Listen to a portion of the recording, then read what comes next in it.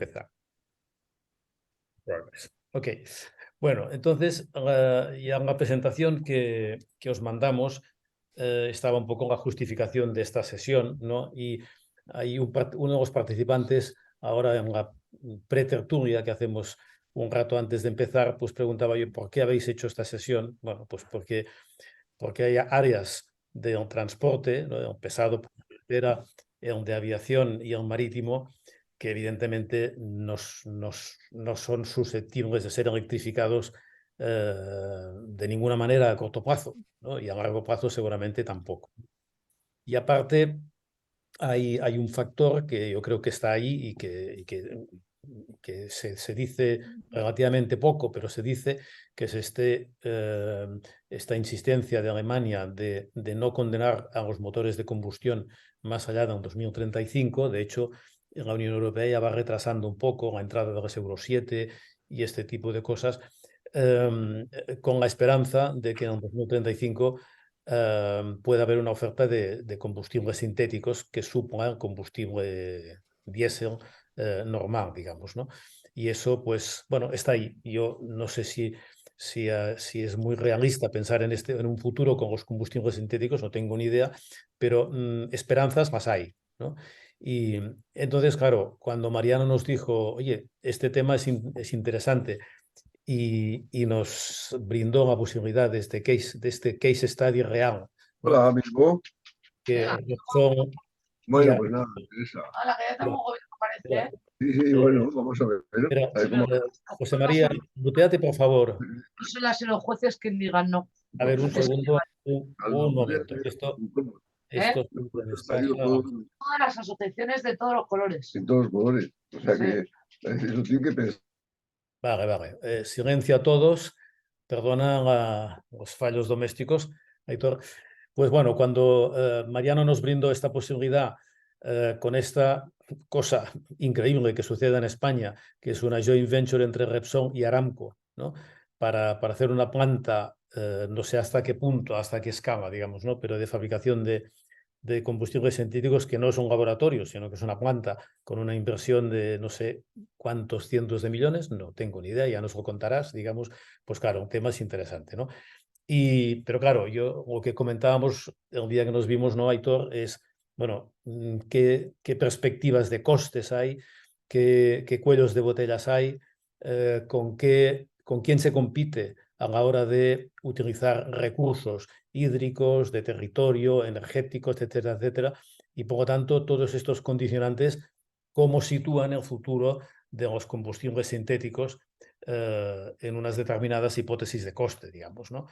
Bueno, no sé si esto es una buena forma de explicarlo, ¿no? Pero nos interesa mucho, evidentemente, conocer lo que se está haciendo, conocer las bases científicas de ello, pero nos importa mucho más, o nos importa también la aplicación práctica, ¿no? Y las consecuencias que se puede traer a todos estos sectores que están mirando muy atentamente lo que va a ocurrir en Bilbao y en otros sitios del mundo, pues no sé si también se está haciendo, ¿no? En fin, este es el tema, o sea que, Aitor, tienes la palabra. Como estás muteado, pues desmuteate y a partir de aquí, pues tienes media hora o lo que necesites. Pues si tienes una presentación, puedes compartir pantalla. Sí, Y perfecto. Perfecto, pues bueno, muchísimas gracias, Daniel, y bueno, muchas gracias, Daniel, y también a Mariano por la invitación para participar. Vamos a ver, compartir pantalla.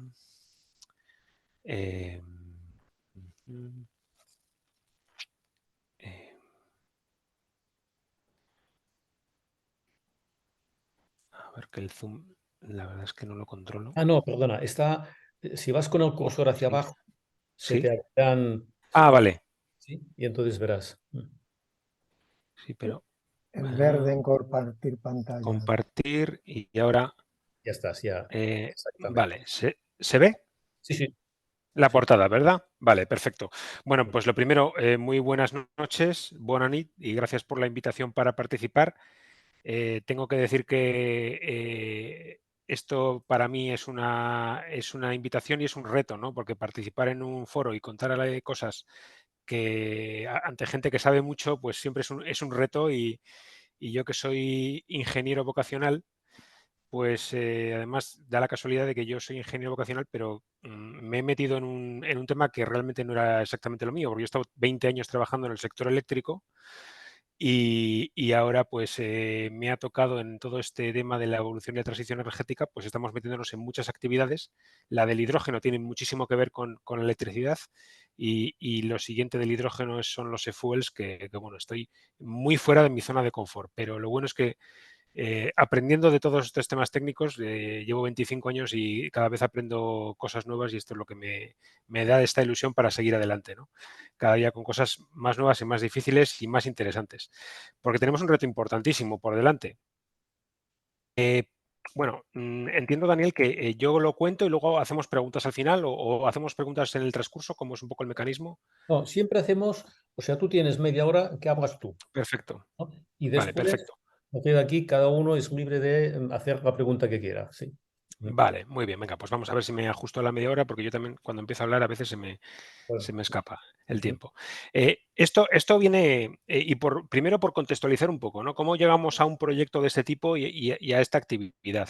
Realmente esto arranca originariamente porque allá por finales del 2019, y alguien que está aquí pues tendría algo que ver con este tema, Repsol comunicó al mercado que iba a ser una compañía net cero en emisiones en el año 2050, teniendo en cuenta el scope 1, 2 y 3. O sea, básicamente no lo que haces y tu proceso, sino además los productos que comercializas, ¿no? Entonces, esto cuando haces pues relojes, supongo que es una cosa más o sea, se puede hacer de otra forma, pero cuando haces combustibles, pues es un reto muy importante. Y no solo eso, sino que se pusieron una serie de hitos intermedios que se han ido endureciendo o, por decir así, haciendo más retadores en sucesivas comunicaciones y presentaciones de planes estratégicos y además desde un punto de vista de apertura de mente en el ámbito tecnológico, porque hay una asunción que realmente tenemos un roadmap para ir reduciendo de forma agresiva nuestras emisiones, pero llega un momento que allá por el año 2040, pues como daremos el último salto, pues no está claro, ¿no? Pero desarrollaremos las tecnologías y invertiremos y desarrollaremos todas las actividades necesarias porque lo que sí que tenemos claro es que es el objetivo. Y en ese mundo del futuro descarbonizado, de la transición energética en el que para cumplir los compromisos del Acuerdo de París vamos a limitar nuestras emisiones, en el grupo tenemos claro que queremos ser parte de la solución y vamos a estar y de ahí no nos vamos a pegar. ¿Y esto cómo lo vamos a hacer? Pues realmente de una forma, pues básicamente atacando a todas las fuentes de emisión, ¿no? Por una parte, atacando a las emisiones que tenemos en nuestros insumos energéticos y de productos y en los procesos que llevamos a cabo en nuestros complejos industriales. Vamos a pasar de una entrada que principalmente está dominada por petróleo fósil, bueno, y también luego, evidentemente, gas natural y energía eléctrica, a una fuente de suministro mucho más diversificada, que va a ser mucho más variada, de forma que nosotros solemos decir que realmente vamos a pasar de tener un upstream, que era un upstream digamos, de exploración geológica y de buscar yacimientos, y nuestro nuevo upstream va a ser mucho más relativo a reciclar, economía circular, ¿no? Vamos a tratar de convertir esos residuos que generamos como sociedad, pues plásticos, aceites, todo tipo de materiales, esa biomasa que no se aprovecha, la vamos a tratar de recomponer en un proceso químico para hacer productos energéticos que sean de huella cero, de huella muy reducida y que puedan ayudarnos a descarbonizar las necesidades de transporte de la sociedad, ¿no? Entonces, esto lo vamos a hacer de tres formas. Y aquí yo ya me meto un poquito más en lo que hacemos en Petronor, ¿no? Hablaré luego 2 minutos de Petronor, pero lo vamos a hacer principalmente de tres formas. Por una parte, vamos a tratar de mejorar la eficiencia de todo lo que hacemos. Ahora mismo nosotros tenemos unos consumos energéticos y unos consumos de materias primas. Todo lo que podamos mejorar la eficiencia, eso directamente reduce emisiones. Por otra parte, vamos a adaptar de forma evolutiva las instalaciones industriales que tenemos en, por ejemplo, nuestra refinería de Petronor, para que podamos pasar de producir un producto fósil a un producto que ya incorpore unas cantidades crecientes de otros materiales de origen bio, coprocesados, de forma que podamos bajar de una forma apreciable las huellas de carbono. Por ejemplo, también aquí entraría el tema de utilizar, por ejemplo, biometanos o hidrógeno renovable para cambiar ciertos procesos.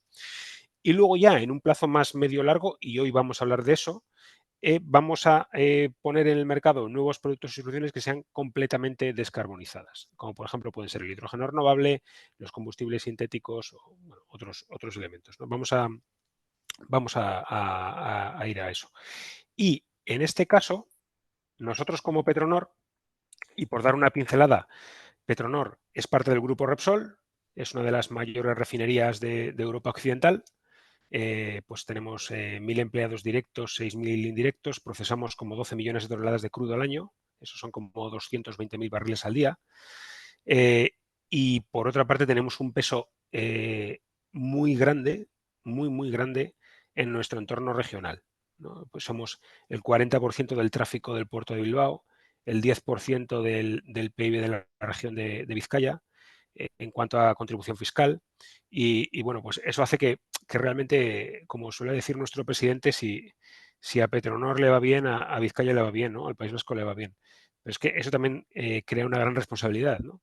Porque si nosotros tenemos un negocio que está basado en el refinado de combustible a partir de una fuente fósil, y eso sabemos que en un plazo de X años, pero bueno, podemos pensar en 10, 15, 20, 25, va a ser una actividad que va a ir reduciéndose de una forma notable por la propia cambio de la descarbonización de toda la sociedad y los usos de los combustibles, pues realmente tenemos una responsabilidad, porque si a nosotros nos va mal, a nuestra región le va a ir mal. Y tenemos claro que queremos ser un tractor industrial y de progreso económico, ¿no? De nuestra región. Entonces, ahí llega una reflexión muy importante que lideró pues eso, nuestro actual consejero delegado en el grupo, fue presidente de Petronor, y nuestro actual presidente de Petronor también. Han ido enlazando estas reflexiones para cómo lograr que nosotros decidimos que queremos ser, nosotros somos Petronor y queremos ser parte del futuro, y si el futuro es descarbonizado, pues también. Y vamos a mantener esa actividad industrial y esa actividad de tracción económica en el entorno, ¿no? Entonces eso nos lleva a crear nuevas actividades, a transformarnos en lo que hacemos y a tratar de buscar nuevas líneas de negocio que cubran todas esas actividades que no vamos a desarrollar. Y viendo un pequeño timeline de lo que ha sido Petronor históricamente, que es una empresa que se creó en el año 68, el origen, bueno, un origen de emprendimiento, digamos, empresarios locales con el capital de los bancos y cajas de ahorro locales y la Gulf Corporation como socio tecnológico, los americanos. Y sin entrar a los detalles de todo esto, porque si no se me consumiría aquí bastante tiempo, pero realmente en los 55 años de historia de Petronor ha sido una reconversión y una evolución constante, ¿no? Entonces, de lo que hacía la refinería, se creó para producir fuel oil para alimentar a las centrales térmicas, debido al aumento de consumo, digamos, de eléctrico que se estaba produciendo en el norte de España y sobre todo en la región del País Vasco, con la industrialización pesada allá por finales de los 60, primeros de los 70. Pero luego eso evolucionó a la producción de combustibles para la movilidad, con un peso primero en la gasolina, luego en el diésel. Luego se transformó en la refinería para poder ser la primera refinería en España que produjo gasolina sin plomo. A través de diferentes procesos de cambios accionariales pasamos a ser parte del grupo Repsol en el año 90. Y desde entonces, pues esto es casi que es como una huida hacia adelante. O sea, siempre buscando cosas nuevas y actividades que, apoyándonos en la flexibilidad que tiene nuestra instalación, ¿no? Que es una refinería, digamos, con un nivel de flexibilidad bastante alto, y eso nos permite pues, procesar todo tipo de crudos y adaptarnos en un tiempo relativamente corto, pues dar respuesta a las necesidades energéticas de la sociedad. Me gustaría llamar la atención aquí sobre los últimos años, porque allá después del 50 aniversario se han ido desarrollando en Petronor diversas actividades que han ido creando nuevas líneas que indican ese cambio y esa transformación hacia la descarbonización, ¿no? Como puede ser la creación de una unidad de innovación. Aquí en el País Vasco las unidades de innovación tienen un tratamiento fiscal francamente atractivo, y eso, bueno, luego iré también a la razón de por qué se hace aquí una planta de este tipo como la que vamos a comentar hoy. La creación de sociedades para la promoción de comunidades energéticas, como es Edinor, que es otra filial que tenemos, y luego la creación de ALBA, que es el holding que hemos creado en Petronor, una filial para agrupar todos los negocios de transición energética y cero emisiones. Porque realmente son negocios que en este momento son muy distintos a los negocios de refino, ¿no? Porque por una parte tienen un riesgo tecnológico regulatorio alto. Por otra parte, su posibilidad de financiación pues, es distinta, porque también es verdad que ahora mismo, hoy en día, pues, los negocios de descarbonización pues, atraen el interés de los financiadores. Y por otra parte, todas estas actividades y negocios que estamos lanzando, todas las hacemos con socios. Todas. Socios industriales, socios tecnológicos, socios institucionales, porque realmente estamos en un punto en el que nosotros solo sabemos que no sabemos y queremos saber más. Entonces tenemos que ese camino con socios lo vamos a recorrer mucho más rápido y mejor para llegar a tener el conocimiento y la experiencia necesarios para dar el paso a la industrialización masiva de estas instalaciones de transición energética. Petronor hoy es una refinería de 220 hectáreas, que son como 300 campos de fútbol, y es una refinería urbana. Así como viendo la foto, se puede ver que tenemos varios núcleos de población que debido al crecimiento mutuo, digamos que al crecimiento de la refinería y al crecimiento de los núcleos de población, pues hemos llegado a estar casi pegantes, ¿no? Valla con valla. Estamos totalmente integrados en el ecosistema, o sea, realmente somos un vecino más y tener un nivel de relación y de proximidad importante a la ciudadanía y al entorno es lo que nos da la licencia para operar, ¿no? Tenemos que ser muy buen vecino para que precisamente nuestro entorno nos permita seguir operando. Y un ejemplo que es bonito de mencionar, porque también es una idea de ese espíritu emprendedor que caracteriza un poco a Petronor, es que el puerto exterior de Bilbao, que es este gran dique que veis, que tiene los 5 aerogeneradores en la punta, que tiene 3 pantalanes de alta profundidad con 32 metros de calado. Aquí puede entrar el petrolero más grande del mundo. Es una infraestructura que construyó Petronor, precisamente. Construyó Petronor para dotarse de la ventaja competitiva que permitía el hecho de que pudieran entrar aquí los mayores barcos y digamos que tener una logística más eficaz, ¿no? Y luego esto se cedió al puerto y ahora forma parte del puerto exterior de la Autoridad Portuaria de Bilbao, ¿no? Pero bueno, es un ejemplo de esa mentalidad de ostras, es difícil, pero ¿y si lo hacemos, no? Bueno, vamos a saltar ya, tras esta pequeña introducción a Petronor, vamos a pasar un poco a hablar del contexto de los combustibles renovables, ¿no? Porque los combustibles renovables es un ámbito del que se hablará muchísimo y realmente nosotros como Petronor y como Repsol pensamos que es una solución francamente interesante para dar respuesta a una parte de los retos que presenta la transición energética en el ámbito del transporte. Y aquí me gustaría hacer un pequeño apunte sobre el agnosticismo tecnológico, ¿no? Nosotros tenemos claro que ni el combustible sintético ni el combustible bio no son la respuesta a todos los retos del transporte. O sea, tenemos claro que para descarbonizar el transporte van a hacer falta multitud de diferentes alternativas tecnológicas, de hecho todas las que podamos poner encima de la mesa, y con el concurso de todas ellas conseguiremos alcanzar ese objetivo de reducción de emisiones del transporte, que es uno de los sectores más intensivos en Europa, ¿no? Claro, el combustible renovable pues tiene alguna serie de ventajas, porque se puede conseguir una reducción de emisiones muy apreciable, entre el 65-70% en los bios hasta más del 95% en los sintéticos, y luego haremos aquí en contabilidad completa, o sea, digamos que well to wheel, que dicen los anglosajones, o sea, digamos del pozo a la rueda, contabilidad completa de las emisiones en todo el ciclo de vida. Y es además algo que se puede auditar de una forma relativamente sencilla, ¿no?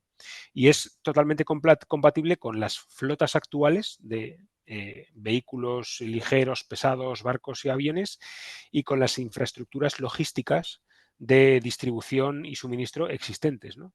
Con lo cual, vemos que puede ser una solución muy interesante para ciertos ámbitos del transporte en los cuales otras formas de descarbonización pues van a ser complicadas, dando por hecho que la electrificación directa va a ser una solución entre masiva en algunos ámbitos y mayoritaria en otros, pero nosotros creemos que los combustibles renovables van a permitirnos cerrar el círculo, ¿no? Y en este caso, los combustibles renovables se pueden obtener de diferentes formas, hay diferentes tipologías, ¿no? Tenemos una primera forma, digamos, por atacar diferentes mecanismos que todos ellos los estamos desarrollando a nivel de grupo Repsol. Por ejemplo, el primero de ellos, que sería la ruta lipídica, a partir de la hidrogenación de gasas y de materiales grasos, típicamente pues aceites y grasas recicladas, o sea, materiales biológicos. Esto nos permite fabricar de una forma relativamente sencilla un diésel bio, que se llama HBO, y también SAF o Sustainable Aviation Fuel, que puede ser bio-SAF, que puede ser utilizado directamente en aviones, barcos y camiones o vehículos, y también en la industria, diferentes materiales para la industria química, ¿no? De hecho, Repsol y otros operadores ya están empezando a comercializar estos materiales, estos combustibles en las estaciones de servicio normales, las que podemos ir nosotros a comprar. De hecho, por ejemplo, aquí en el ámbito del País Vasco ya hay 6 de Repsol. No tengo la cifra de Cataluña, pero me consta que hay algunas. Y es un combustible que es unos céntimos más caro que el combustible normal. De hecho, Repsol está poniendo en marcha una planta bastante grande en Cartagena que entra en producción ya, y también una segunda en Puerto Llano para producir este tipo de materiales, ¿no? ¿Qué desventaja? Bueno, ventaja, pues que es una solución completamente drop-in. O sea, estos biocombustibles de segunda generación se pueden usar directamente en mi coche. ¿Desventaja? Bueno, pues la desventaja, por decirlo de alguna forma, es la escalabilidad, perdón, ¿no? Que claro, este tipo de residuos o de materias primas de entrada, pues su disponibilidad no es infinita y tampoco puede aumentarse de una forma sencilla ni tampoco a lo mejor racional, ¿no? Entonces, pero sin embargo son un elemento muy, muy utilizable a corto plazo. Hay una segunda ruta, que es la ruta biológica, que se basa en la digestión y fermentación anaeróbica, o sea, en un proceso químico en ausencia de oxígeno, de aire, para producción de ciertos hidrocarburos, como puede ser, en este caso, el más típico sería las plantas de biometano, que están pues, ahora mismo viviendo un gran boom y un gran desarrollo. Estas plantas, bueno, pues es lo mismo, ¿no? Digamos, son soluciones completamente drop-in, tanto el biometano, el bioetanol, otros materiales, y tienen la desventaja de su escalabilidad. Digamos que el recurso de partida es limitado y no se puede aumentar. Otra tercera vía sería la vía termoquímica, a partir de procesos de pirólisis y gasificación, a partir de residuos o materias primas biológicas, como pueden ser pues materias de desechos de agricultura, forestales, etcétera, producir hidrocarburos o gases de síntesis que luego se pueden transformar en hidrocarburos. Esto también nos permitiría atacar a todos los diferentes productos. Y tenemos aquí, esto está en unos TRLs de de desarrollo tecnológico todavía un poco bajos y algo más bajos que las primeras líneas, y también tenemos el problema pues, de que, digamos, de que sus rentabilidades o sus parámetros económicos son complicados porque precisamente el tratamiento de los residuos añade complejidad al mismo, ¿no? Y también tiene el mismo problema de escalabilidad al final. Y luego, por último, tenemos los combustibles sintéticos o e-fuels, que es del libro de lo que voy a hablar hoy, que en principio tienen una desventaja de que su desarrollo tecnológico a día de hoy está un poco más, está un poco más atrás, tiene que evolucionar, pero que permiten fabricar todos los productos, todos los combustibles necesarios para el transporte, a priori con las desventajas de que los costes y, digamos, a nivel tecnológico industrial todavía no está desarrollado, los costes son más altos, pero tiene la ventaja de que como las materias primas de entrada son, digamos, materiales o productos químicos básicos y la electricidad renovable, pero serían CO2 y agua, básicamente, y electricidad renovable, pues en principio su escalabilidad es mucho mayor digamos, en zonas que tengan presencia de estos elementos, ¿no? Y entonces aquí ya pasamos un poco al concepto del power to liquids, que ya son estos hidrocarburos sintéticos, ¿no?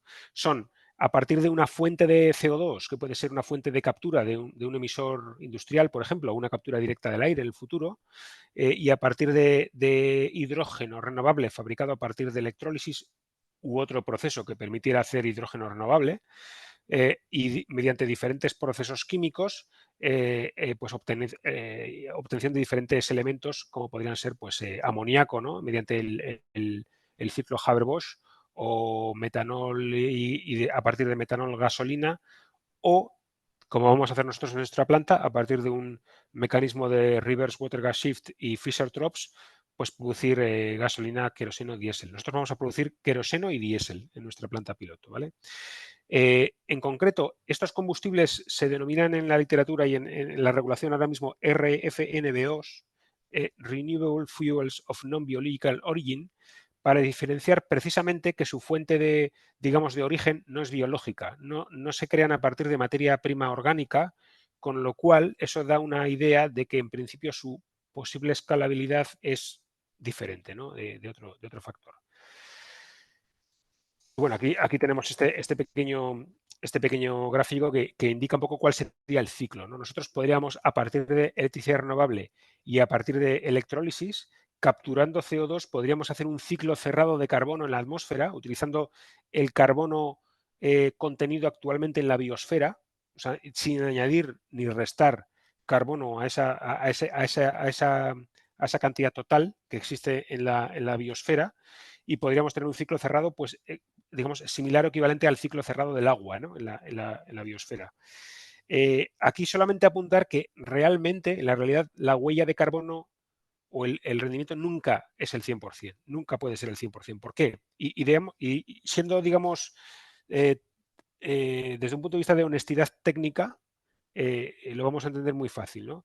Siempre vamos a consumir elementos existentes que digamos que supongan consumo de recursos en la producción, al menos de los elementos que se necesitan para la producción de los combustibles. Esto es como la típica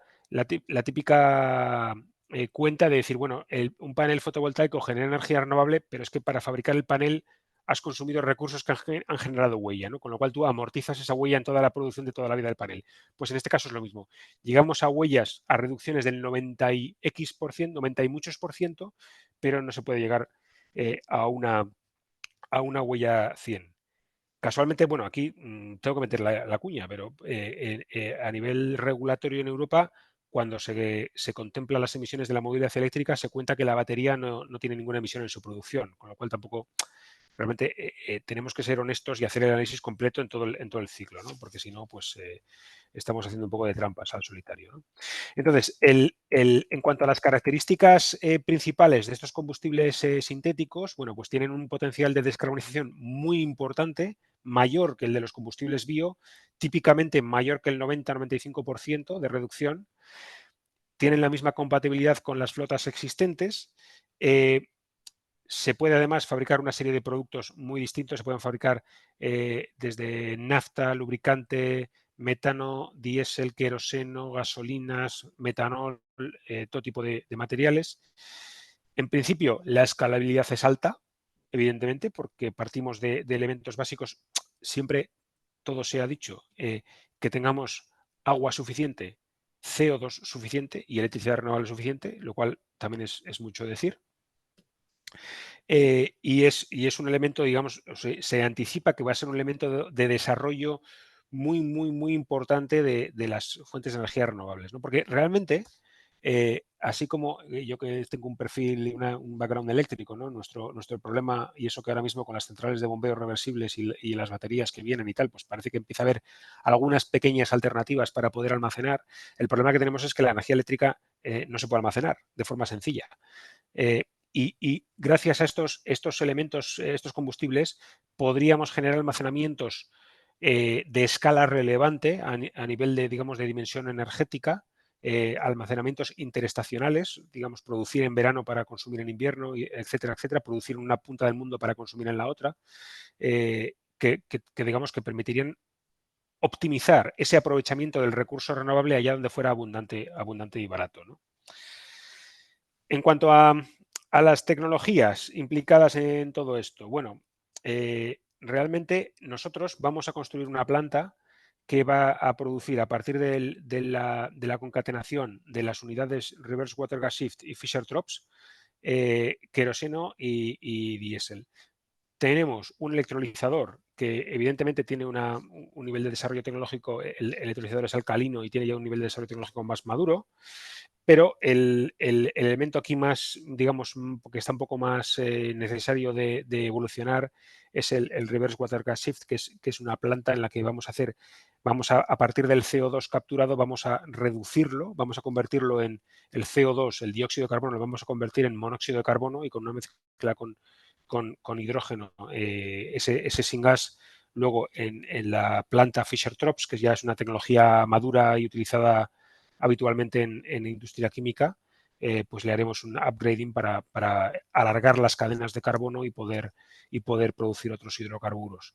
El Fischer-Tropsch es una tecnología madura, de hecho es un proceso que se inventó en 1925 y los nazis lo utilizaron en la Segunda Guerra Mundial para producir, por ejemplo, combustibles a partir de gasificación de carbón, ¿no? Es una tecnología que se ha utilizado, por ejemplo, en Sudáfrica, que yo sepa, se ha utilizado habitualmente y simplemente es madura. Lo que, claro, en este caso, tanto el Reverse Water Gas Shift, que no está maduro, y el Fischer-Tropsch, tenemos que también experimentar su integración para optimizar.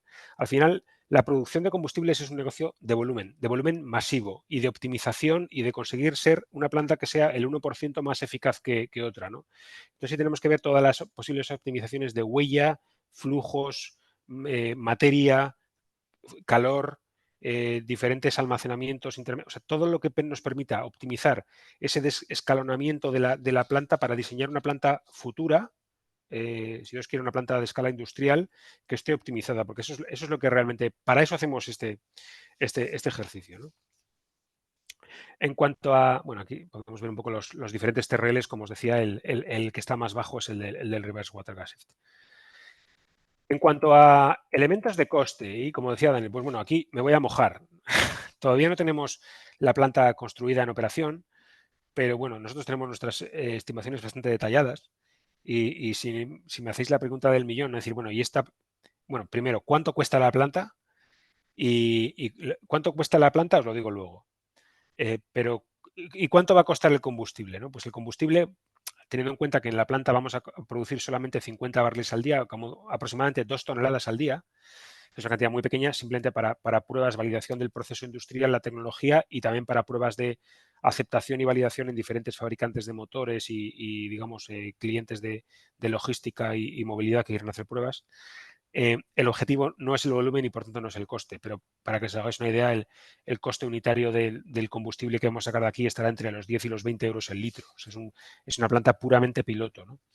Pero el elemento principal que determina ese coste y esa preocupación que tenemos, y es clara, ¿no? Por cuál será el coste futuro de los combustibles sintéticos, viene determinado casi únicamente por el coste del hidrógeno. Es el elemento más caro con absoluta diferencia, el hidrógeno renovable, Y dentro del hidrógeno renovable, la gran como casi el 80% de su coste viene determinado por el coste de la electricidad renovable. Con lo cual, básicamente, una planta de combustible sintético va a ser tan eficiente o tan poco eficiente como sea el coste de la electricidad renovable que la alimenta y digamos, el reglamento, la normativa o la reglamentación que determine cómo se certifica que lo que produce es renovable o no renovable. ¿Vale? Aquí en estas dos gráficas que tenéis aquí es un ejercicio muy interesante porque podéis ver, por ejemplo, a igualdad de, para poder, esto que os estaba comentando para que lo identifiquéis, ¿no? ¿Cuál sería, en la gráfica de la izquierda, cuál sería el coste de producción del hidrógeno en dólares por kilo? Si fijamos el coste de la electricidad en un parámetro a 40 dólares megavatio hora y hacemos una prueba de sensibilidad a diferentes costes de lo que sea, digamos, el coste unitario de la planta de hidrógeno, ¿no? O sea, 250 dólares kilovatio a 650 dólares kilovatio. Como veis, si ponemos la planta a operar y en una operación relativamente continua, un año son 8.600 horas, con lo cual estas plantas se hacen para trabajar 24/7, con lo cual, bueno, siempre vamos a estar en tasas de utilización del 80% para arriba. Realmente vemos que el coste del CAPEX de la planta da prácticamente igual. Todo, digamos, nos converge a un entorno de los entre 2 y 3 euros, independientemente casi de lo que cuesta el CAPEX de la planta. Sin embargo, si vamos a la gráfica, a la segunda gráfica, vemos que fijamos como parámetro el CAPEX de inversión de la planta en 450 dólares kilovatio y aplicamos una sensibilidad a diferentes precios de energía. Y ahí, amigo, ahí vemos que la diferencia del coste del hidrógeno puede ser enorme, ¿no? Claro, con lo cual, conclusión clara, el CAPEX es importante y el OPEX es extremadamente importante. Aquí se trata de rebajar el coste de la electricidad renovable. Y bueno, la buena noticia es que realmente el coste de producción, el LCOE de las diferentes fuentes de energía renovable, pues se ha ido reduciendo, ¿no? Bueno, con el glitch este que hemos tenido post pandemia, pero la realidad es que de las últimas pues décadas, en concreto en las tecnologías que hay experiencia de décadas, pues se ha ido reduciendo de forma muy apreciable. Voy a ir un poquito más adelante porque la verdad es que me rollo bastante. Y otro aspecto tremendamente relevante es pues, la regulación. Y hay que tener en cuenta que al final estamos hablando de que necesitamos agua, necesitamos electricidad, esa electricidad tiene que ser renovable y el cómo se determina que esa electricidad es renovable, por ejemplo, habréis oído hablar de los mecanismos de determinación que están ahora mismo que se han publicado en la Comisión, por parte de la Comisión Europea para determinar que el hidrógeno puede ser renovable. Básicamente es en qué condiciones o en qué parámetros se puede consumir electricidad que haga que ese hidrógeno sea considerado renovable. Ahí pues, se han establecido ciertos criterios en base a la intensidad de CO2 del pool eléctrico, el precio del pool eléctrico, el contenido en renovables del pool eléctrico, que como sabéis pues favorecen a algunos países y a otros les favorecen menos, ¿no? Pero eso al final te pone trabas a la competitividad, cuando realmente otros países, como por ejemplo pues Estados Unidos, Japón o la India, lo que están haciendo es decir, aquí el hidrógeno es high carbon o low carbon, ¿no? Si produces poco CO2 en la producción del hidrógeno, pues directamente ya es un hidrógeno que digamos que sería renovable, ¿no? Y luego está la demanda. Y en este aspecto sí que hay regulación ya que obliga en el sector de aviación, que el SAF, el queroseno sintético, a empezar a utilizar queroseno sintético en aviación ya desde el año 2030, con unos porcentajes crecientes. En el año 2030 será el 0,7%, llegando hasta un porcentaje de queroseno sintético muy relevable, más del 63% del combustible de aviación deberá ser sostenible en el año 2050 y de ello un 30% aprox, creo que de memoria, tiene que ser sintético, ¿no? Y también en el sector marítimo se han introducido cuotas. ¿Por qué en estos dos sectores? Y, por ejemplo, en el sector de transporte por carretera se ha dejado fuera, de momento. Bueno, pues porque la decisión política es que estos dos sectores no tienen otra vía de descarbonización, por tanto deben ser descarbonizados de esta forma, ¿no? Y sin embargo, en otros sectores como el transporte por carretera, pues se apuesta por o hidrógeno, pero principalmente por electrificación, ¿no? Tanto en el transporte ligero como en el transporte pesado. Y luego aquí hay un elemento clave es súper relevante, que es la elegibilidad del CO2. Es decir, ¿qué CO2 podemos utilizar que tenga un pedigrí o una calificación de elegible para poder producir combustible sintético?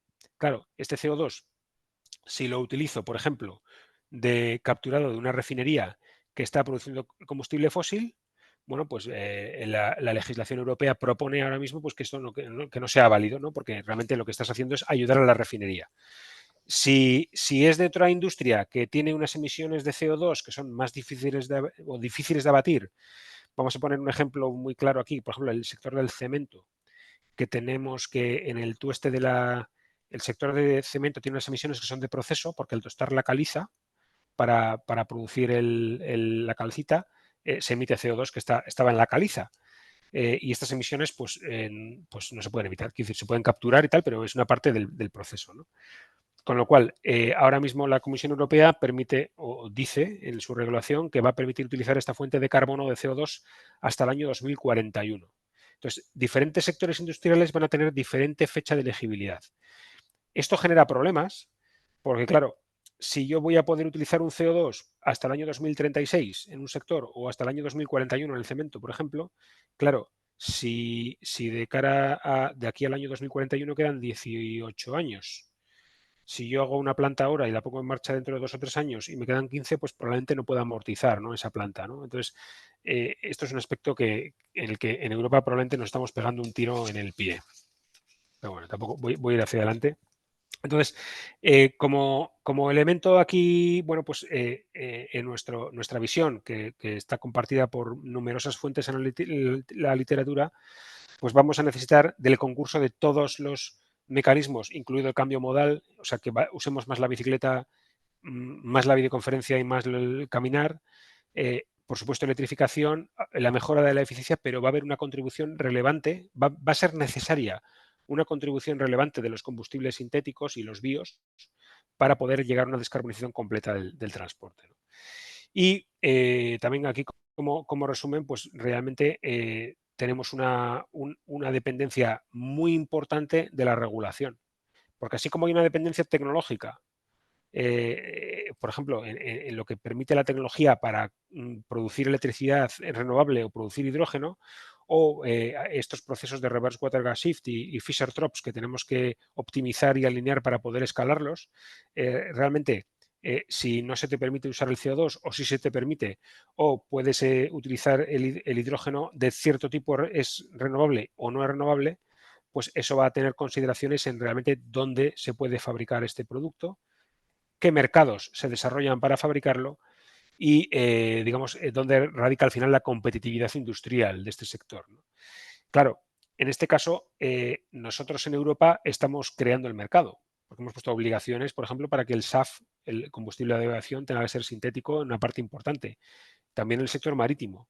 Claro, si ponemos las normativas muy duras en cuanto a cualificación, en cuanto a fuentes del CO2, en cuanto a elegibilidad de la renovable y el hidrógeno, esto va a hacer que sea complicado fabricarlo aquí en Europa, con lo cual es probable que se fabrique en otro sitio. Eso es una consecuencia directa. Y si se fabrica en otro sitio y no aceptamos, pues acabará en disputas en la Organización Mundial del Comercio, ¿no?, y en aranceles cruzados. Bueno, tras este punto que he corrido un poco, la verdad, porque es que me enrollo bastante, vamos un poco ya a lo que es la planta demo. La planta demo que vamos a construir en el puerto de Bilbao es una planta demo que estamos haciendo entre una alianza entre Repsol y Aramco. Y hay que decir que gracias a esta alianza, esta planta la podemos sacar adelante porque estos dos gigantes industriales están interesados en compartir digamos, este desarrollo tecnológico para optimizarlo y aprender, pero por otra parte, siendo totalmente claros, para abrir un agujero en el suelo y meter un montón de millones, porque esto es una planta cuyo único objetivo es generar conocimiento, pero los 170 millones de euros que vamos a invertir entre los dos en ponerla en marcha, pues esta planta al de 8 años hay que desmantelarla. O sea, es una planta cuyo único objetivo es obtener conocimiento tecnológico e industrial. Va a generar 2 toneladas al día aproximadamente de producto, queroseno y diésel principalmente, y algo de nafta y gases. Esperamos tenerla operativa en torno al tercer trimestre del 2025. va a permitir abatir del orden de 7.000 toneladas al año y incorpora un electrolizador de 10 megavatios para darle servicio. Y tenemos dos partners tecnológicos destacados en esta planta, que son Johnson Matthey, que es el proveedor de la planta y tecnología de Reverse Water Gas Shift, y Axens, que es el proveedor de la tecnología de upgrading en el Fischer-Tropsch. En los equipos de Repsol, Petronor Aramco hicimos un scouting tecnológico de todo lo que había en el mercado. Evidentemente son tecnologías que están en fase temprana, en fase casi saliendo del laboratorio, y hemos evaluado lo que hay para poder hacer la mejor selección, ¿no? En cuanto a la planta, pues realmente la producción, como decía, solamente va a ser 50 barriles al día de un producto que utilizaremos para probar en los sectores de aviación, marino y transporte pesado por carretera. Ya hay bastantes partners. Aquí hay que decir que, en principio, evidentemente lo veremos con los resultados de las pruebas, pero esperamos que la reducción de CO2 de este producto, teniendo en cuenta toda la emisión del proceso, o sea, sin hacernos trampas, esté en el entorno del 95% respecto al combustible fósil de reducción de CO2 y con una eficacia de la conversión del 98%, ¿no? Obviamente la diseñamos de partida para que sea una planta muy eficiente. La planta va a estar ubicada en el puerto de Bilbao, que nos permite integrarla con la refinería de Petronor y conectarla con unos ductos para comunicar el CO2 y el hidrógeno entre la planta del puerto, la planta demo y la refinería, para de esta forma poder, digamos, optimizar todas las, suministrar CO2 y poder suministrar hidrógeno o subir hidrógeno del puerto para poder, digamos, mejorar un poco los parámetros económicos de la planta. Hay que decir que tenemos se hace aquí en el puerto, pues porque realmente hacer plantas industriales, yo no sé si vosotros tenéis experiencia por vuestro trabajo o carrera profesional en sacar adelante plantas industriales, pero realmente hoy en día sacar adelante una planta industrial de industria pesada en Europa, en España o en cualquier lado, es bastante complicado desde el punto de vista de permitting, y hacerlo en el puerto es más sencillo. Es más sencillo porque ya es un área industrial existente que está rodeada de otras plantas de industria pesada. Por ejemplo, nuestra planta está justo al lado de una de las regasificadoras que hay en España, de la de BBG, al lado también de pues una zona de almacenaje de productos de combustibles bastante importante, con lo cual realmente no estamos generando ningún efecto perjudicial a la vista, porque no hay otros efectos perjudiciales adicional. Y hay que decir también que tenemos un apoyo institucional muy importante, tanto fiscal, porque este tipo de plantas demo aquí en el País Vasco tiene un apoyo fiscal importante que, digamos, que hace que resulte menos oneroso la inversión, y también desde un punto de vista institucional tenemos un apoyo directo de esta experiencia piloto como forma de poder intentar descarbonizar el transporte de aviación y el transporte marítimo, y tenemos apoyos explícitos tanto del gobierno vasco como del gobierno central a través del IDAE, ¿vale? Y en el escalado posterior, ¿no? Porque realmente esta planta es una planta demo y, bueno, pues los ingenieros y técnicos nos lo podríamos pasar muy bien experimentando y tratando de ponerla en marcha, pero esto lo hacemos con un propósito. Lo hacemos porque nuestra vocación como grupo es aprender de esta planta para poder ser capaces de sacar adelante plantas de escala industrial en España de ese tipo y ayudar a la descarbonización de estos sectores que van a requerir producciones masivas, pues allá por el año 2030, porque si pensamos que el 0,7% del queroseno que se consume en Europa tendrá que ser sintético en el año 2030, pues el 0,7% del queroseno es mucho, son muchas toneladas de queroseno, con lo cual tendremos que posicionarnos, y sinceramente vemos que tenemos una oportunidad estratégica de poder localizar en España una industria que sería una industria de muy alto valor añadido, porque al final sería una industria en la cual el proceso tecnológico e industrial estaría controlado aquí y las materias primas de partida, que son, si como habéis oído o os he contado antes, agua, energía renovable y CO2, pues las tendríamos aquí, pues podríamos generar una fuente de valor añadido muy, muy relevante, ¿no? Entonces aquí, de cara al escalado, tenemos 3 tipos de retos principales, ¿no? Tenemos retos de negocio, y esos retos de negocio son tener una senda de evolución de costes, así como os he dicho que, bueno, el coste de la planta demo, que realmente no es relevante, porque, digamos, sale lo que sale, porque el objetivo no es ese, ¿no? Pero estamos ahora mismo en costes de por encima de 10 y vemos caminos de evolución tecnológica que nos permiten pensar que estos productos van a acabar en el largo plazo en el orden de entre los 2 y 3 euros, ¿vale? O hay, digamos, roadmap tecnológico que soporta esa evolución y esa bajada, ¿no? Entonces, el coste tiene que, obviamente, evolucionar y mejorar. Tenemos los retos más importantes, a mi juicio, no son técnicos ni de negocio, son los de regulación.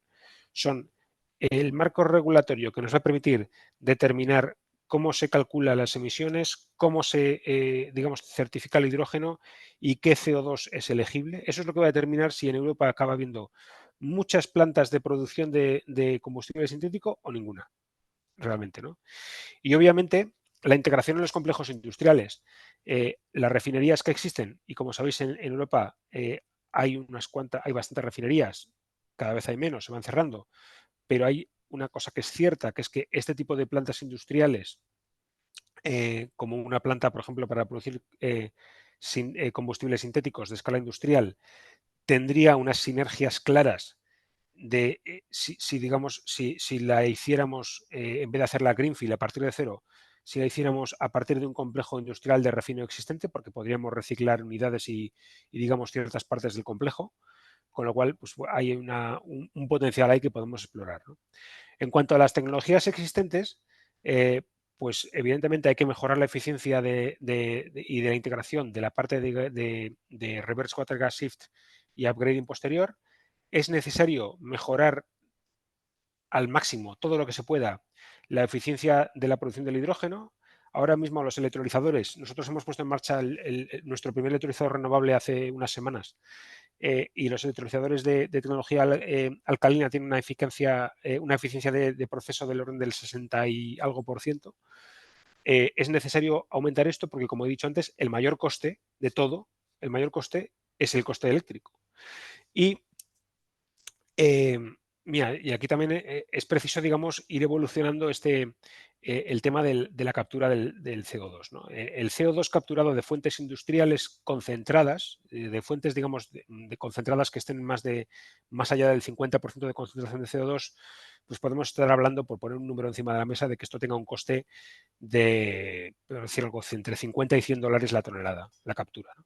La captura directa del aire, pues estamos hablando de muchos cientos o $1000 la tonelada de CO2 capturado. Claro, la realidad es que probablemente nadie de nosotros vea una planta de combustibles sintéticos basada en captura del aire, salvo que haya un cambio tecnológico radical, porque hasta que la captura del aire no se pueda acercar a esos umbrales de coste de los $100 la tonelada y tengamos fuentes emisoras que no hayan podido ser concentradas, y por ejemplo hay algunas, como por ejemplo, como decía antes, la industria del cemento, pues tiene muy mala solución. Pues probablemente esto le cueste, ¿no? Además hay que tener en cuenta que la concentración de CO2 en el aire es de 415 o 16 partes por millón, que eso, si no hago mal la cuenta, sería el 0,04%, versus otras fuentes industriales que pueden estar en el 50, 60, 80%, ¿no? Y por último, tendríamos los retos de ingeniería, que evidentemente pues tenemos que escalar esto para hacer una planta 100, 200 o 500 veces más grande, pues tiene unos retos importantísimos y unos retos muy importantes en cuanto a la disponibilidad de las materias primas, el agua, el CO2 y la electricidad. Se dice en España, si se hacen todos los proyectos de hidrógeno que están anunciando, haría falta pues mucha más electricidad renovable que toda la que está instalada ahora mismo.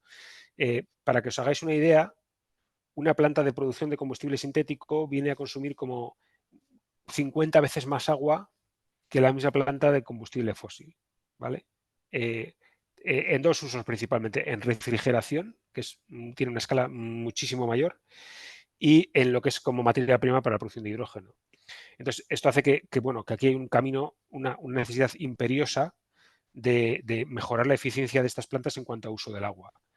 Yo diría que realmente las primeras plantas que se vean van a estar localizadas en sitios en los que haya mucha agua disponible, agua accesible, por supuesto no agua fresca, yo creo que eso ya no es aceptable y nosotros como grupo no lo contemplamos, tiene que ser agua reciclada, pero tiene que haber mucha agua y mucha renovable.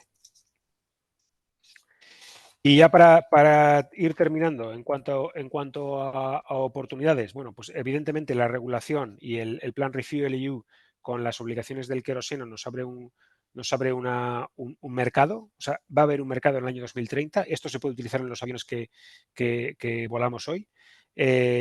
Además, este tipo de combustibles sintéticos son de gran pureza porque realmente no se obtienen de refinarlos de otro producto o de otra materia prima, sino que se obtienen por montar un lego químico, con lo cual su cantidad de contaminantes es básicamente mínima. Incluso las primeras pruebas en motores de combustión indican que las emisiones de partículas y digamos que el quemado, la combustión de estos combustibles es mucho más limpia, emiten menos partículas. Esto evidentemente hay que cogerlo con pinzas y hay que confirmarlo a gran escala ya de plantas industriales, porque ahora mismo se hace con plantas laboratorio. Pero como decía también, pues hay una posibilidad de poder localizar en Europa una industria de alto impacto, de alto valor añadido y de alto contenido técnico o sea, tecnológico, ¿no? que podría ser estratégico cuando otras tecnologías que juegan en la transición energética, pues realmente no carecemos, hemos perdido esa carrera tecnológica, ¿no? Os comento que los tecnólogos que utilizamos en esta planta, Johnson Matthey, son ingleses y alemanes, y Axen son franceses. O sea, es una tecnología que a priori todo el core de lo que vamos a utilizar es tecnología europea, ¿no? Y en cuanto a unas conclusiones que yo creo que muchas de ellas las he ido comentando durante la charla, y así termino y me he ido a 48 minutos. Necesitamos de todas las herramientas de descarbonización accesibles para descarbonizar el transporte, y los combustibles sintéticos pueden ser una solución real, viable en el medio plazo cuando tengamos escala, para descarbonizar muchos modos de transporte que realmente no tienen una alternativa viable, como puede ser la aviación o el transporte marítimo, porque la gran ventaja que tiene el combustible sintético es que, en principio, su capacidad de escalar es grande, siempre que tengamos agua y CO2 y por supuesto, electricidad renovable. Y por otra parte, pues también para terminar, pues esta planta que vamos a hacer en el puerto de Bilbao nos va a permitir poner el foco en las necesidades de desarrollo tecnológico y también en los puntos digamos, de evolución regulatoria, porque realmente el hecho o sea, en el futuro va a haber plantas de estas en el mundo, seguro, pero que vayan a estar en Europa es dudoso. Y eso no va a ser un tema tecnológico ni de costes, va a ser un tema regulatorio, donde, digamos, el mercado incentiviza o promociona el desarrollo de estas plantas, y teniendo claro que vamos a ser uno de los principales puntos en los que se va a generar esa demanda temprana, pues tenemos que intentar aprovechar esta oportunidad, ¿no? Y nada más, yo aquí termino la charla. Me he pasado mucho, pero bueno, disculpas por el rollo, ¿no?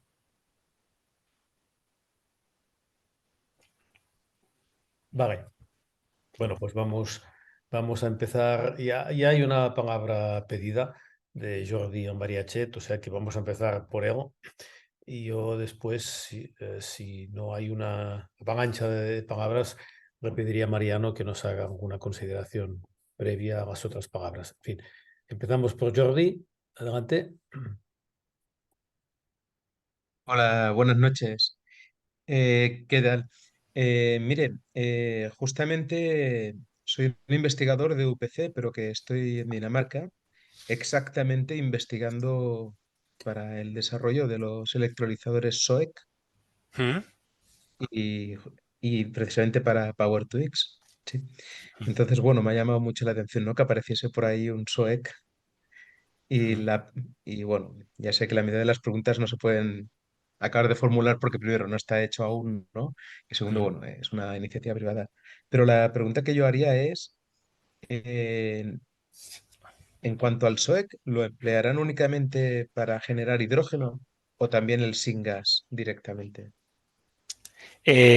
Sí, bueno, en principio el electrolizador que estamos poniendo aquí va a ser el alcalino, ¿vale? Porque sí que tenemos una línea para investigar en utilizar electrolizadores SOEC en medio plazo, pero en este caso ya era, digamos, mezclar demasiada variabilidad y queremos, digamos, separar un poco lo que es la problemática de generación de hidrógeno, que podemos acotarla a toda la parte digamos, de optimización de la cadena reverse water gas shift más Fischer-Tropsch. En este caso. Pero en cuanto al SOEC, lo vemos como una tecnología muy prometedora, ¿vale?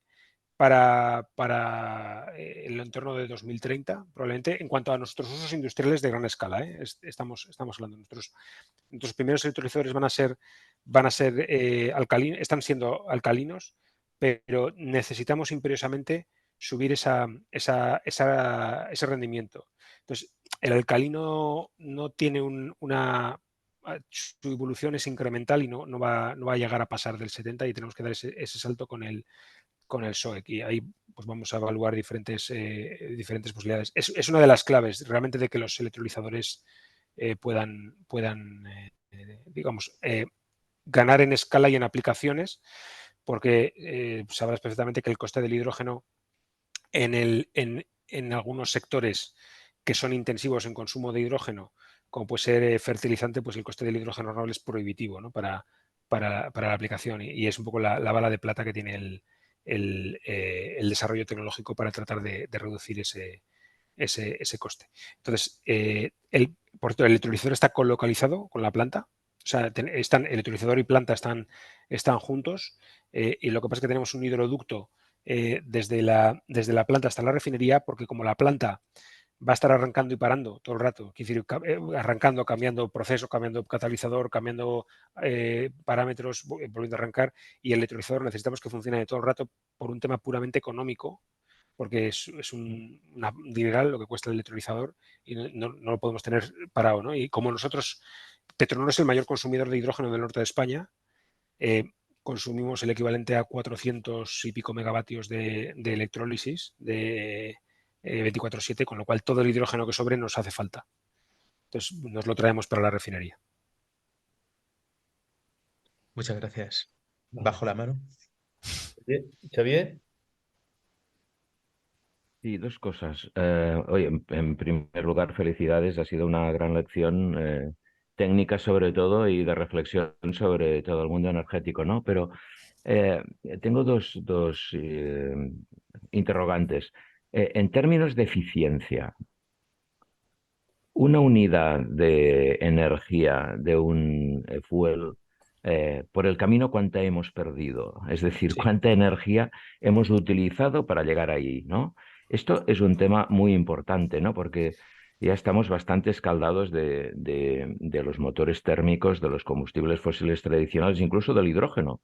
Para conseguir 1 kilo de hidrógeno necesitamos por el camino 6 o 7 veces más haber gastado energía, ¿no? Entonces, este es un problema muy importante, ¿no? Los que estamos en temas de planificación energética, estas cosas, lo que pretendemos, por eso decimos tanto lo de la electricidad, ¿no? Porque el uso directo de la electricidad es muchísimo más eficiente que cualquier otro uso, por lo menos hasta ahora conocido. Y en segundo lugar, el precio de la renovable es verdad que ha ido bajando y puede incluso bajar más, pero es diferente el precio de la renovable que el precio del mix eléctrico, ¿eh? Ahora no podemos hacer caso porque lo que nos está sucediendo estos domingos últimos, espero que el próximo ya no hombre, si volviera a suceder mejor, pero yo creo que ya como empieza a hacer frío, ya se nos ha terminado el pequeño chollo este de tener algunas horas los domingos de energía eléctrica a precio cero. Pero eso sucede porque lo estamos haciendo mal. Si tuviéramos almacenamiento y digitalización y todas esas cosas para empezar a caminar de verdad hacia la descarbonización, el precio sería diferente. Incluso con un mix eléctrico cercano al 100% renovable, también tendríamos unos precios que serían más caros porque tendríamos que jugar a tener almacenamiento de todo tipo, de baterías, de bombeo, y el bombeo será muy caro luego el kilovatio porque no va a funcionar las 24 horas, ¿verdad? Baterías, almacenamiento de agua, almacenamiento de hidrógeno, que en fin, como ahora lo necesitamos tanto para otros usos, no hablamos de esto, pero el hidrógeno podría ser un gran recurso también de almacenamiento. En definitiva, lo que quiero advertir es que no nos fiemos de los precios de la energía renovable porque serán diferentes o son muy diferentes del mix eléctrico, ¿no? En su conjunto. Vale, gracias, Xavier. Primera pregunta en cuanto a la eficiencia. Evidentemente, la electrificación directa es el mecanismo más eficiente conocido, al menos del que yo tengo conocimiento. Entonces, este proceso en el ciclo completo actualmente tendría una eficiencia del entorno al 25%, ¿vale? Teniendo en cuenta que la mayor pérdida se da en la producción del hidrógeno, que solamente en ese paso tiene una eficiencia del 62, 64, 65%. Cuando ya tienes un paso de una cadena larga en el cual estás perdiendo casi un 40%, pues evidentemente el total tiene un rendimiento bajo, ¿no? Es cierto que tiene todavía camino de optimización, pero esto nunca va a tener un grado de rendimiento total comparable a electrificación directa. Pero es que son cosas distintas. Es decir, esto no debe sustituir a una electrificación directa. La electrificación directa tiene su aplicación importante y masiva, pero con la electrificación directa no podemos almacenar la cantidad de energía o la cantidad de energía de una forma estacional o la cantidad de energía a bordo de un avión o de un barco que hace falta para que este avión vuele de Barcelona a Nueva York o para que este barco vaya de, pues eso, ¿no?, de China a Europa, ¿no? Entonces, ese es un poco las aplicaciones y el razonamiento último en el que está basada, digamos, la asignación de preferencias tecnológicas en la reglamentación europea actual va por ahí, va a decir, desarrollen ustedes estas tecnologías porque son las que actualmente tienen estos rendimientos más adecuados, ¿no? Claro, nosotros lo que decimos es decir, bueno, pero si no dejamos evolucionar tampoco vamos a ver cuál es el límite, porque ese 25 tiene camino de mejora. O sea, de la que mejoremos, seamos capaces y lo veamos pronto y con el cambio, digamos, la mejora que se espera con la tecnología SOEC, pues en algún momento va a parecer fácil del orden de muchos puntos, cerca de 10 puntos de mejora que podrían venir de un golpe, ¿no? En cuanto entrara esa mejora de eficiencia. Pero bueno, pero lo que sí es cierto es que esto nunca llegará al nivel de eficiencia de la electrificación directa, pero como digo, son aplicaciones distintas. En cuanto al precio del mix, pues es que efectivamente aquí una cosa son renovables o podríamos ser más pragmáticos y hablar de energía libre de carbono, ¿no? Porque al final,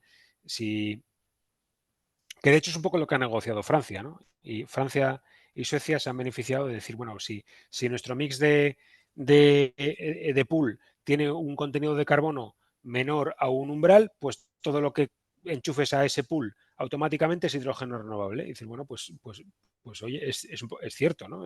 Sería un hidrógeno de muy, muy bajo carbono, ¿no? Y no tiene por qué ser renovable porque a lo mejor hay alternativas que son eficientes y bajas en carbono. Y aquí en España hablar de la nuclear es muy complicado. Nosotros aquí tenemos una que se paró en obra y con mucha tragedia. Y es un tema, una discusión muy difícil, ¿no? Pero realmente, probablemente en la definición del mix eléctrico, pues tenemos que ver un poco de pragmatismo, ¿no? Y decir, bueno, ¿qué queremos? ¿Renovables o queremos electrificar con bajo carbono? ¿No? Y busquemos, evidentemente, el precio de las renovables y ahora mismo los PPAs se ha complicado, pero también es cierto que hace 2019 pues los PPAs renovables eran bastante atractivos. Con lo cual suponemos que con el escenario de generación renovable que se avecina, sobre todo fotovoltaico, pues el precio irá mejor. No nos podemos hacer ilusiones de que vaya a ser un precio de PowerPoint. No, no va a ser. Ana. Sí, quería intentar enfocar el tema hacia las barreras en la regulación que nos has mencionado. Entonces, yo me dedico al tema de economía circular y la tendencia en las actividades intensivas en consumo energético y también son las intensivas en producción de elevados grados de CO2, se está, diríamos, derivando a encontrar soluciones de menos impacto, ¿vale? Entonces, cuando mencionas que para estas tecnologías lo más interesante es conseguir CO2 concentrado, ¿no? En vez de con la dificultad de capturarla directamente de CO2 diluido en la atmósfera, entonces se vuelve a potenciar este tipo de actividades con alta intensidad de contaminación, cuando ahora toda la política está reduciendo y capando, ¿no? estos límites, mercado del carbono y todo esto. Entonces, claro, entiendo que ahí está el conflicto de todo esto y cómo encuentras una solución Claro. Claro, es complicado. Voy a volver al ejemplo un poco de la fábrica de cemento, ¿no? El cemento, por no hablar de una refinería, porque casi es mejor hablar de un tercero y así te puedes meter con ellos. La fábrica de cemento emite mucho CO2 y en principio cemento nos hace falta. Es decir, no es una cosa que se vaya a sustituir en 5 o 10 años, aunque bueno, hay startups haciendo cosas, pero el consumo de cemento del mundo es el que es. Con lo cual, podemos descarbonizar esa planta de dos formas: capturando el CO2 que genera y enterrándolo o valorizándolo, o podemos descarbonizar esa planta deslocalizándola y llevándola a Marruecos para que su CO2 no aparezca en nuestros números. Y importemos sacos de cemento. Entonces, claro, realmente es un problema complicado porque en principio nosotros lo que vemos es que hay sectores y hay actividades en las que va a seguir habiendo fuentes concentradas de carbono a largo plazo. O sea, en un mundo neutro en carbono seguirá habiendo fuentes emisoras de carbono. Entonces, tenemos que encontrar un mecanismo por el que no nos veamos forzados a externalizar esas fuentes de emisión y al final, si yo pensando de una forma un poco idealista, digo, la solución es muy clara. Tenemos que hacer que el CO2 pase de ser un residuo que nos genera un perjuicio, digamos, claro, cuando aumentamos su dilución en la atmósfera, y que eso pase a ser un recurso. Si conseguimos valorizar el CO2 para que el CO2 valga para hacer cosas y se desarrollan cadenas de valor que aprovechen el CO2 y hagan cosas con ello, y a poder ser, podríamos hablar algún otro día de algún otro proyecto que tenemos en el cual estamos capturando CO2 para hacer cosas con ello, no hacer combustibles, sino hacer cosas físicas que se quedan en la Tierra, ya no salen otra vez, que también lo hay, en escala más pequeña, pero también lo hay. Pero claro, si conseguimos valorizar y crear cadenas de valor económicas que a partir de CO2 capturado hagan cosas, al final el hecho de que eso pase a ser CO2 capturado de una fuente concentrada a que un día, cuando la evolución tecnológica y de coste del DAC del aire alcance un nivel de madurez razonable, que seguramente lo acabará alcanzando. De hecho, por ejemplo, nuestro socio Saudi Aramco está invirtiendo cantidades masivas. De hecho, imaginemos un mundo en el que consiguiéramos capturar CO2 del aire de una forma haciendo dólares la tonelada. Hay gente que dice que eso se puede conseguir para el año 2050. Si consiguiéramos capturar CO2 del aire a 100 dólares la tonelada, posiblemente habría una disrupción de la industria del aluminio. Porque podríamos fabricar sustituir gran cantidad de las aplicaciones de metal ligero en automoción, en hacer una cuchara, en, yo qué sé, miles de cosas, sustituirlas por carbono. Entonces, claro, puede tener implicaciones. Entonces necesitamos, yo creo que todo lo que ayude, y esto es una opinión personal, aquí no soy ningún representante de mi compañía, pero todo lo que ayude a crear una cadena de valor útil en torno al carbono capturado, nos está acercando a ese escenario en el cual algún día solucionaremos ese último cuello de botella, que es que la captura del aire sea barata, porque se verá la atmósfera como una mina, como una minería, un recurso que podremos explotar. En el momento en el que eso sea una cadena de valor económica, las compañías se pelearán por sacar el carbono de la atmósfera para hacer cosas con ello, ¿no? Entonces, eso que tal vez es una cosa un poco idealista y lejana, pero es cierto que si vamos desarrollando esa cadena de valor derivada de la captura y uso racional de ese carbono capturado, ¿vale? Pues nos acercamos un pasito, ¿no? Y a veces hay que tener esa montaña, tener claro a qué montaña quieres ir dando pasitos, porque en 30 o 40 años a lo mejor llegamos. Vale, yo ahora quizá, Mariano, no sé si, creo que sería Sí, interesante que hicieras una reflexión o un comentario genérico. no, bueno, a mí todo lo que estamos hablando, por supuesto, a Aitor, pero también a Ana, Xavier, nos está demostrando y nos está llevando a una cosa, ¿no? Y es algo que ya está, o tenemos que tener muy claro.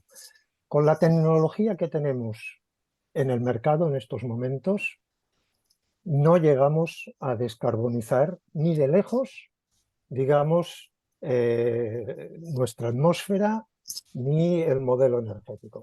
Está claro que estas tecnologías, por ejemplo, de 2030 a 2050, pueden cubrir como mucho un 60% de todo lo que tenemos que descarbonizar. Por lo tanto, el esfuerzo de I+D+I tiene que estar en la base, y eso es importante que lo sepa la sociedad, de, digamos, toda la estrategia de descarbonización. Hay que decir que con lo que tenemos no tenemos suficiente con las tecnologías actualmente en el mercado. En ese sentido, confundir, por ejemplo, electrificación con descarbonización es un error. No son sinónimos. Hay muchas cosas que no nos van a llevar a la descarbonización a través de la electrificación, como se ha comentado ya aquí. Necesitamos, junto a la electrificación, digamos, otras herramientas, ¿no? Y en ese sentido hay que ser consciente de que, por ejemplo, también, como también se ha mencionado, electrificación limpia no es sinónimo de renovables. Y ahí nos lo vamos a encontrar con el hidrógeno en Europa cuando, digamos, qué papel va a jugar la electricidad de origen nuclear. Es decir, vamos a ir poniendo realmente los puntos sobre las i sobre un relato que está llevado, digamos, con un cierto populismo a soluciones fáciles ya existentes a problemas que son de una complejidad tremenda. Por otro lado, está claro, y ese es un tema que tenemos que tratar muy a fondo, todo el tema de la regulación. Una regulación que está basada en una vulneración tremenda del principio de neutralidad tecnológico, de favorecer aquellas tecnologías que de alguna manera sean las más eficientes, por supuesto, y que descarbonicen más al menor coste posible. ¿Qué nos va a pasar si no hacemos esto? Bueno, parece como si nos estemos olvidando que nuestra civilización, como dice Václav Smil, se basa en una serie, digamos, de materiales como son el acero. A ver cómo descarbonizamos la producción de acero. El segundo es el cemento y el hormigón. A ver cómo descarbonizamos el cemento. El tercero es el amoníaco o la urea para los fertilizantes. A ver cómo producimos eso. Y el cuarto son los plásticos, que si no los reciclamos, a ver de alguna manera cómo tiramos adelante. Y tener muy presente que si eso es la base de la civilización actual, el que Occidente o algunos grupos de Occidente se planteen unos objetivos regulatorios desmedidos, lo que van a llevar es a la deslocalización de la industria, de forma que en el equilibrio del triángulo de la sostenibilidad energética, el problema famoso que no podemos olvidar, no solo se trata de limpiar la atmósfera, No solo se trata de tener un aire mejor en nuestras ciudades, que por supuesto, y de evitar el calentamiento global. Eso tiene que ser compatible con, digamos, una economía aceptable, una asequibilidad de esa energía y, en tercer lugar, la seguridad de suministro, ¿no? Y por último, para acabar, tenemos que ser muy conscientes de que sin las soluciones que se ha comentado aquí de economía circular del CO2, de convertir el CO2 de residuo en recurso, no vamos a solucionar el problema del cambio climático. Porque aunque lleguemos a las 0 emisiones netas en 2050, que va a costar Dios y ayuda, a partir de estas 0 emisiones netas, el siguiente paso son emisiones negativas. Tenemos que retirar el CO2 que durante todo este tiempo se ha ido almacenando en la atmósfera.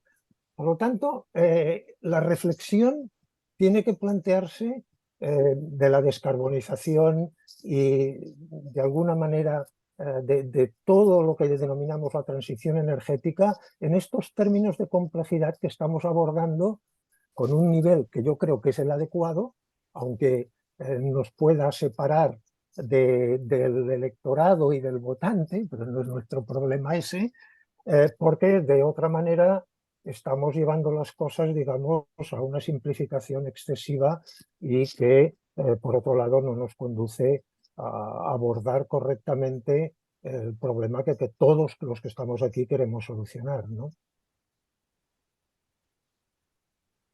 No sé si he provocado lo suficiente para continuar el debate. Bueno, ahora Pep, que es un provocador habitual también, ha pedido la palabra. O sea que Pep, adelante. Sí, gracias. Oye, Daniel, no me ha gustado nada que me digas provocador. Bueno, pero siempre eres incisivo, digamos. Pues hoy te vas a quedar sorprendido. Vaya. Aitor, me ha encantado. Creo que el principio básico más interesante es ese de encontrar la cadena de valor del CO2 capturado. Esto es interesantísimo, porque es como un principio básico, creo, necesario. Pero volviendo a los fuels, ustedes cuando miran el potencial cliente de esos fuels, distinguen entre marinos y aéreos, por ejemplo, que son... Porque la verdad es que no para llevar la contraria a mi amigo Xavier Sabaté, pero un rendimiento de todo el proceso de 25%, que puede llegar al 30 o al 35%, para combustible de aviación no me resulta tan complicado. Tenemos que reconocer que hemos andado 100 años o 120 años sobre un motor con un rendimiento de menos del 20%. Por lo tanto, si fuera solamente la aviación, el combustible de aviación, el que pasara por ese sufrimiento, pues sería más cara la movilidad aérea y se acabó el carbón. Pero es distinto en la movilidad marina. ¿Distinguís entre marinos y aéreos? Sí. Realmente, bueno, nosotros no en mi caso, ¿no? Pero compañeros en el grupo que tienen relación con todos estos sectores. Nosotros vemos que el sector tractor aquí va a ser la aviación. Va a ser la aviación porque, obviamente, porque no tiene otra alternativa, porque los aviones son máquinas extremadamente sofisticadas que tienen unas condiciones de homologación y de utilización muy estrictas y porque además es un sector que ante una obligación regulatoria directamente repercute el aumento de costes en su cadena de valor y nos lo pondrá en el coste del ticket, y vemos que hay dos tipos de usuarios de la aviación, ¿no? Los usuarios de la aviación de negocios, todos los billetes de avión que nos compre la empresa para desplazarnos por pura, tema de compliance ESG, tendrán que ser descarbonizados, con lo cual si tiene que ser pues 10 o 20 o 30 euros más por el ticket, lo pagará la empresa seguramente. Y para los viajes personales, pues el nivel de elasticidad, es decir, que no creo que generalmente la gente, los X pocos, no muchos supongo, de viajes en avión que se hacen de media al año por viaje personal, se van a hacer igual si el billete cuesta 10 o 20 euros más que se van a hacer, o 10 euros. Nos quejaremos más, pero se van a hacer igual, ¿no? Porque realmente tampoco... Entonces, es un sector que realmente aguanta ese posible sobrecoste porque ya lo ha aguantado en otros momentos, ¿no? Por contra, entonces, tenemos claro que va a ser el tractor, es el sector objetivo. Y de hecho, probablemente en las plantas industriales futuras se potencie o se orienten a que hagan una selectividad clara a producir SAF, a producir combustible de aviación. Por contra, el sector marino pues es más complicado, porque el sector marino siempre va a hacer lo más barato posible. Y cuando no puede hacer lo más barato posible, hará lo más barato posible que no se note. Y, cuando, o sea, los requerimientos del material es distinto, ¿no? Totalmente distinto. Entonces, y además el sector marino, digamos que los activos, es muy complicado, entiendo, echar un combustible no aprobado a un avión, pero nosotros aquí estamos viendo que el crudo y el fuel cambian de nacionalidad a X millas de la costa, con lo cual es un sector complicado. Entonces es un sector que le costará más, evidentemente, dentro de ese sector hay diferencias, porque hay subsectores, navieras, actividades, y hay otras, pero bueno, le costará más. Es un sector además que solamente con las opciones que se le abren en el sector marítimo tenemos opciones de, digamos, apuestas por el gas natural muy claras, ¿no? En cuanto a mecanismo que permite una reducción muy apreciable de las emisiones, y es una evolución bastante natural para los motores y las máquinas existentes. Pero tenemos también apuestas claras por metanol en algunos, sobre todo los carriers. Se habla de amoníaco, nosotros ahí lo vemos un poco menos por su complejidad de manejo. Y por supuesto diésel, pero es que digamos que los barcos que repostan diésel cuando van a otro punto del mundo siguen usando fuel pesado. Con lo cual el barco usará lo más barato que encuentre. Vale. Yo me refería, disculpa un segundo, me refería más bien porque esta planta demo es investigación pura, que supongo que tenéis los secretos industriales importantes que guardar. Y entonces esta investigación se orientará más a los combustibles de aviación, supongo. Sí. Me da la impresión que son muy distintos de los de marina. Sí, pero también tenemos un interés importante de compañías logísticas que realizan transporte pesado por carretera con el diésel.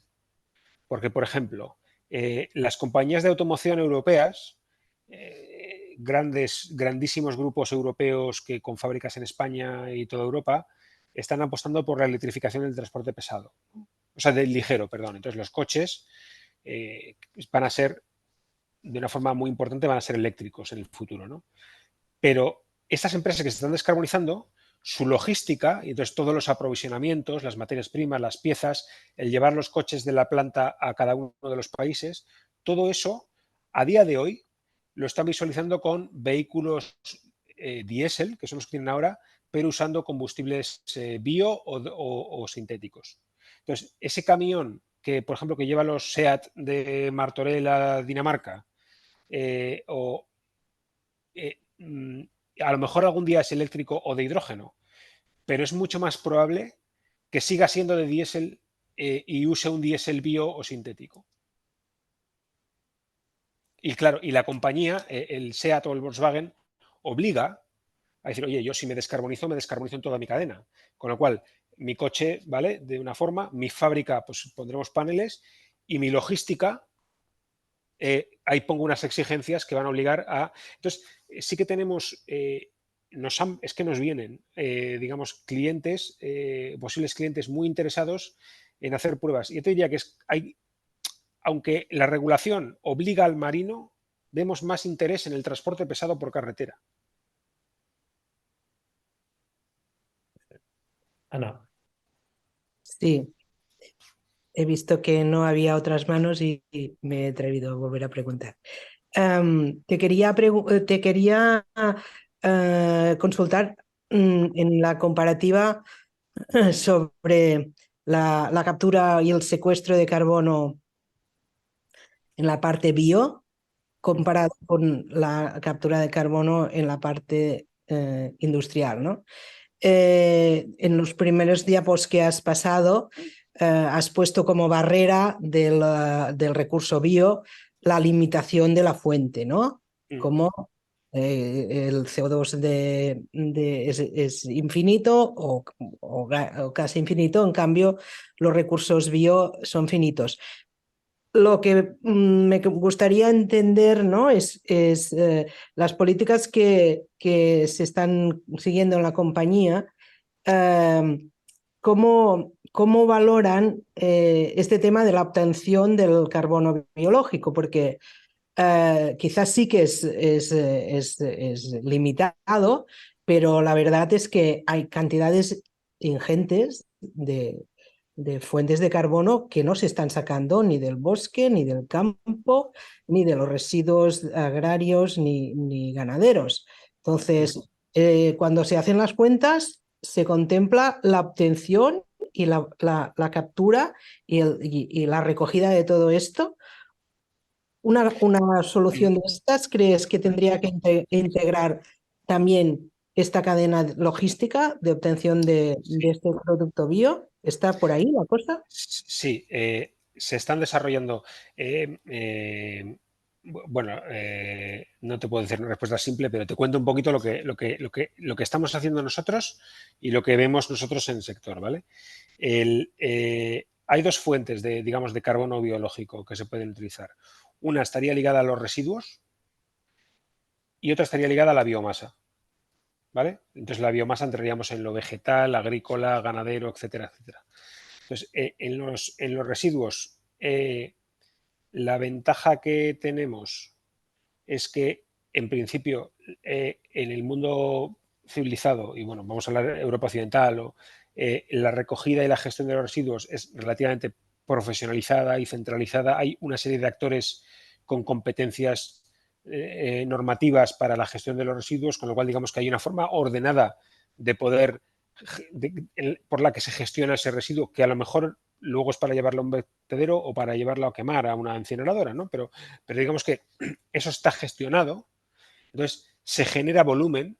Entonces hay una posibilidad, podríamos hablar con la compañía que gestiona los residuos en Barcelona o en Madrid o en el Gran Bilbao o tal, y digamos que hacer un acuerdo y poder, si encontramos una aplicación útil para la sociedad para esos residuos, pues poder hacer algo con ellos, ¿no? Eso es una cosa planteable, porque ya se gestiona. Esos, digamos, se recogen, se juntan, se clasifican, se tratan, etcétera. El problema que tienen los residuos de origen más bio, digamos, de agrario o ganadero, es que en una gran cantidad, sobre todo los vegetales, no se tratan y no se recogen. Con lo cual habría una complejidad en un residuo que digamos que tiene un valor.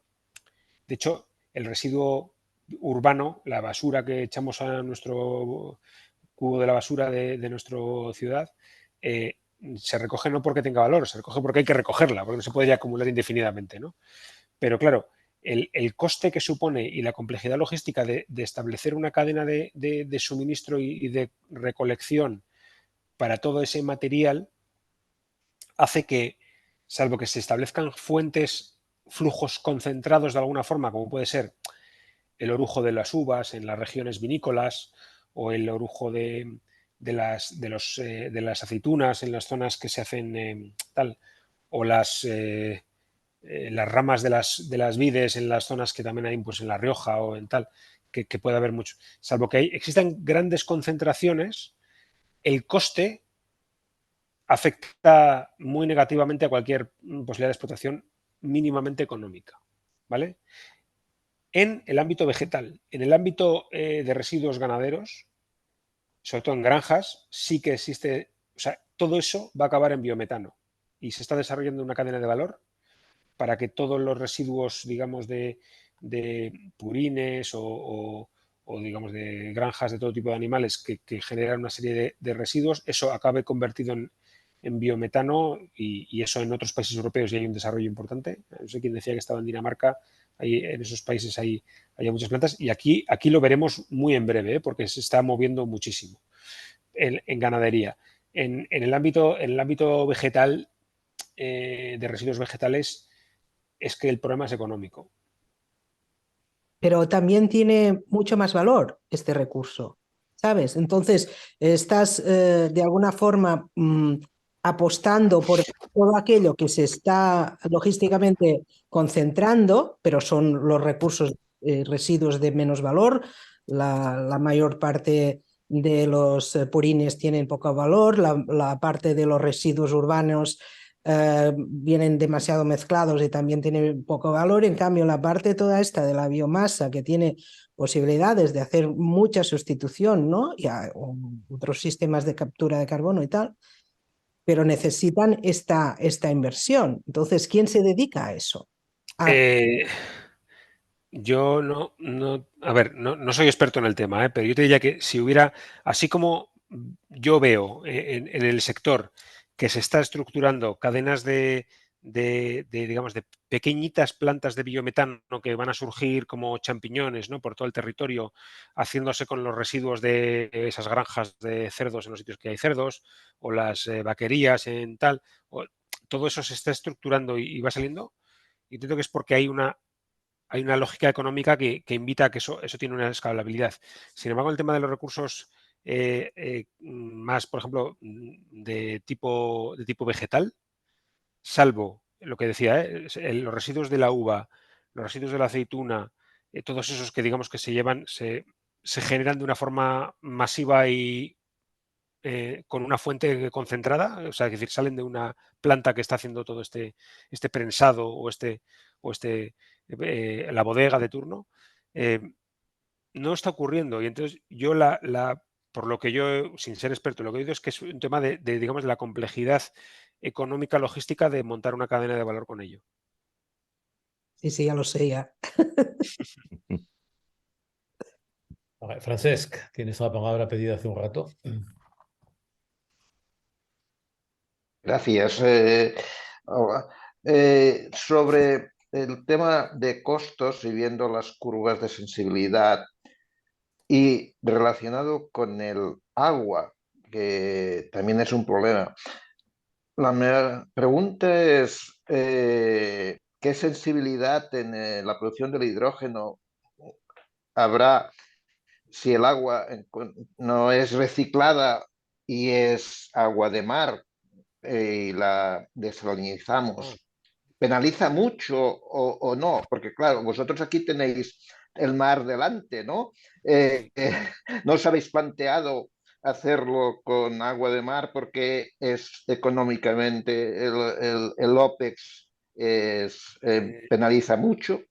No te puedo dar el dato concreto porque no me lo sé de memoria, pero eso se ha realizado ese ejercicio y el coste de utilizar, digamos, agua recuperada, agua desalinizada, en cuanto a nivel energético, se nota. O sea, digamos, afecta al global, porque es que tú puedes a lo mejor afectar un coste, pero igual en el global no tiene impacto.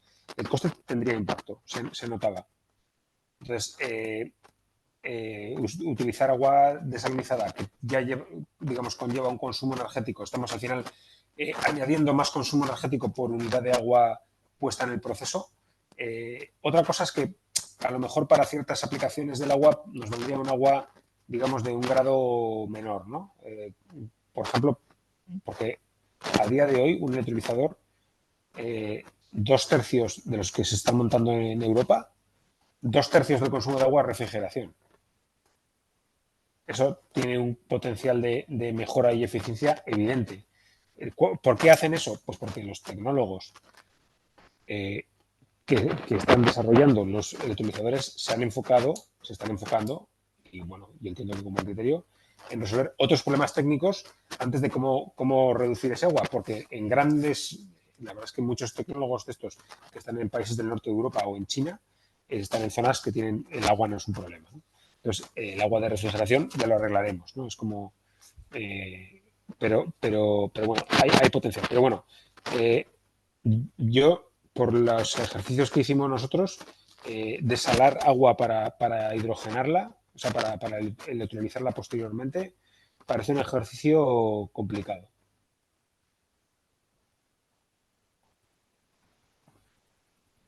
Gracias.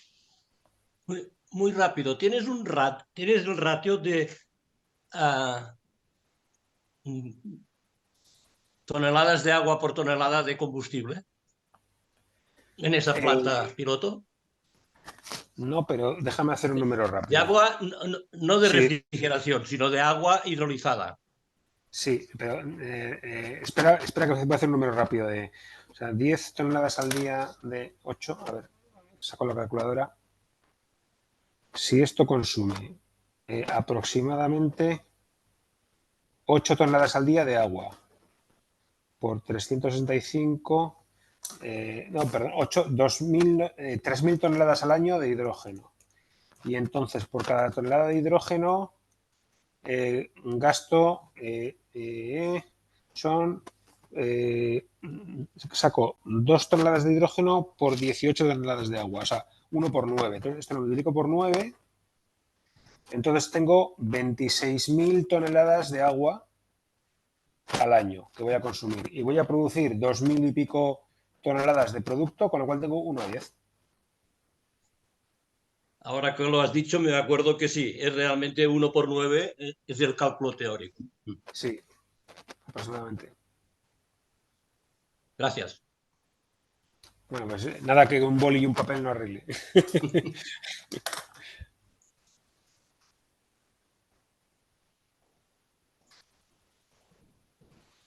Luis. Sí, una cosa, Aitor.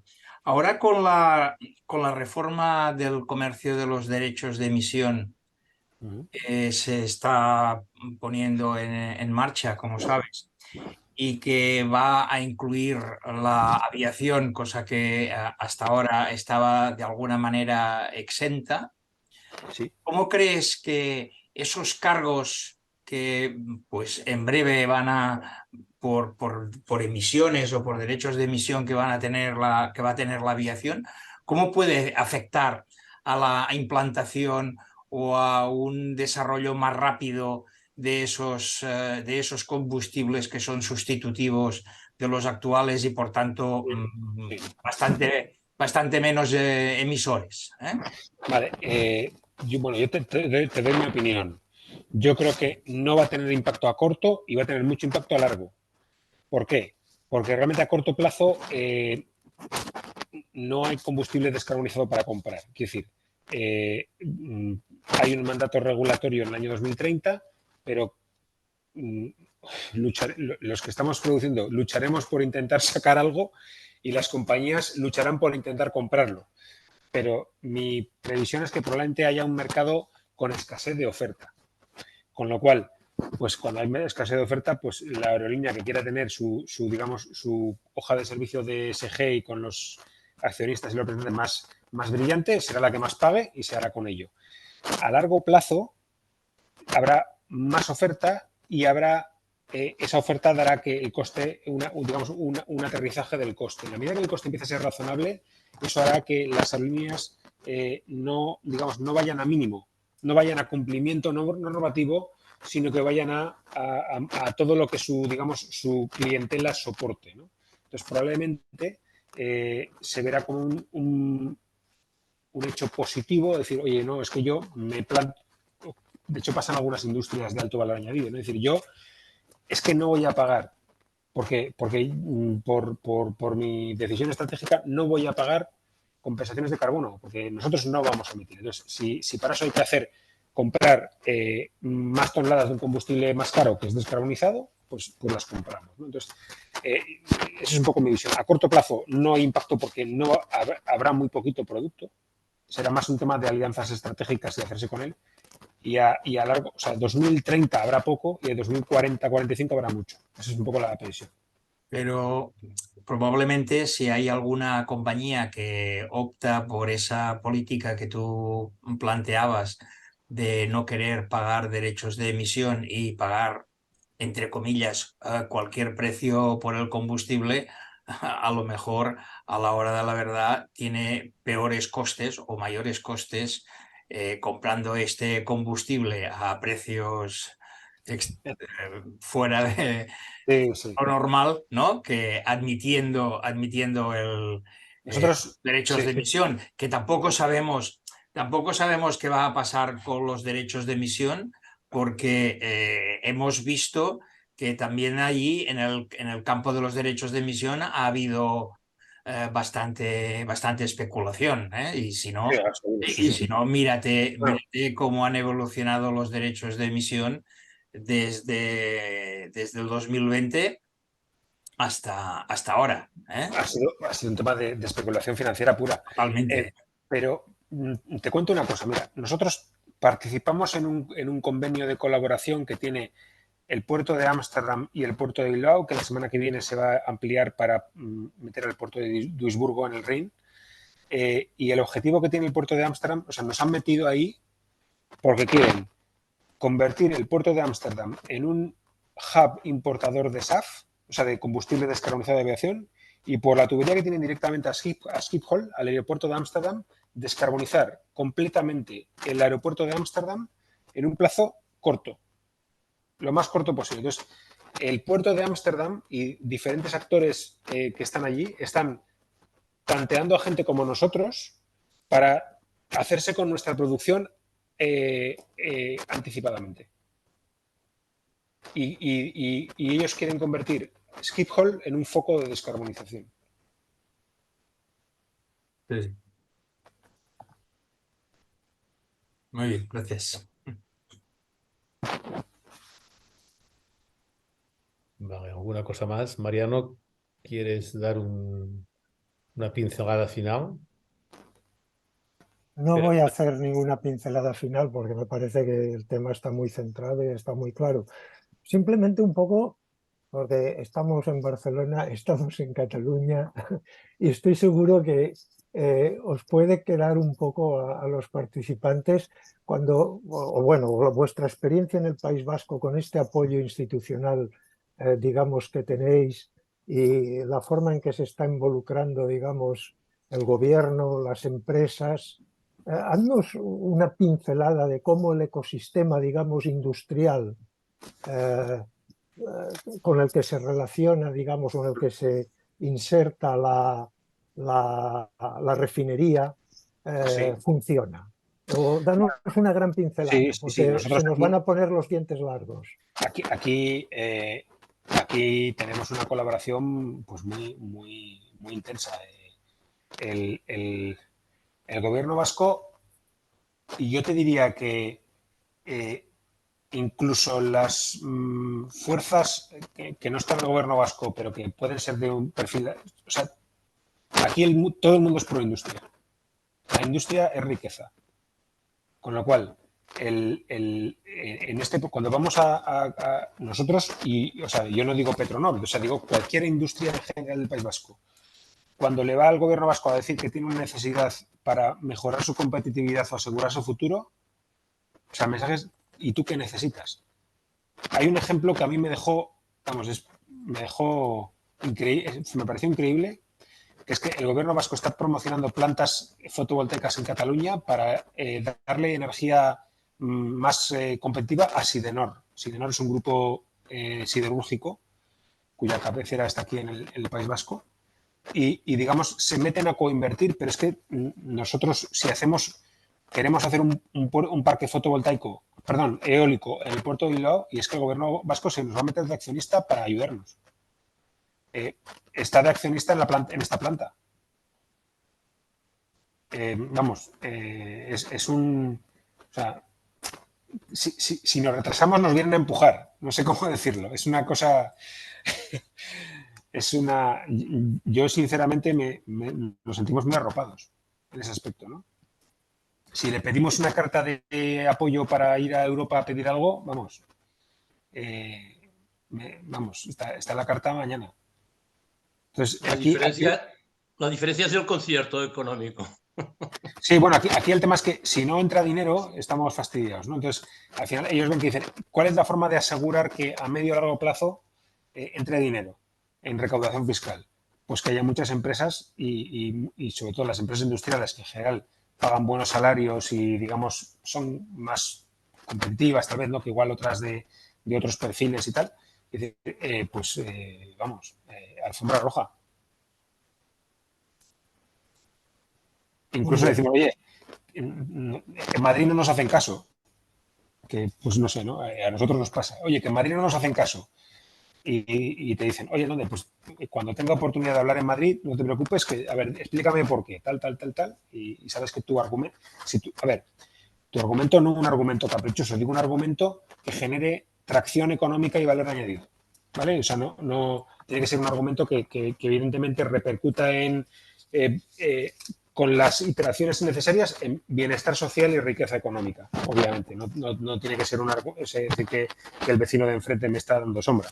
Pero con cualquier planteamiento estratégico y cuando oye, aquí hay una oportunidad de invertir o de desarrollar una industria que va a ser de alto valor añadido y tenemos una oportunidad de localizar una parte de esa industria, porque al final de estas plantas, si se hacen de escala industrial, pues en Europa acabará yendo pues una docena, tal vez, ¿no?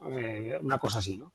Y dices, ¿cuál es el impacto de que tengas una en el País Vasco o no la tengas? Pues es enorme, ¿no?